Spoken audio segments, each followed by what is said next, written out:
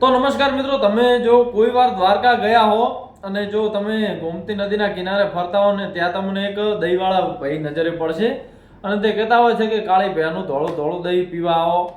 તો આપણે તેમના જેવો જ એક કોન્ટેન્ટ બનાવી રહ્યા છીએ, એમની જ કોપી કરીને આપણે બોલશું. કેટલી વાર ભૂલ પડે છે અને કેટલી વારમાં આપણે પછી બોલી શકીએ છીએ તેમના જેવું. ચાલો ટ્રાય કરીએ. તો પહેલા તો આપણા પાસે દહીં નથી પણ પાણીના 2 લોટા છે. તો લોટા વડે આપણે પ્રયાસ કરીએ કે આપણે તેમના જેવું બોલી શકીએ છીએ કે નહીં. તો ચલીએ શરૂ કરે. તો ભાઈ આવો, કાળી કાળી પહેનું કાળું દહીં, સોરી કાળું દહીં કાળું દહીં થઈ જાય. પહેલી વાર ટ્રાયમાં નહીં થાય, બીજી વાર અવશ્ય કરીને શીખીશું.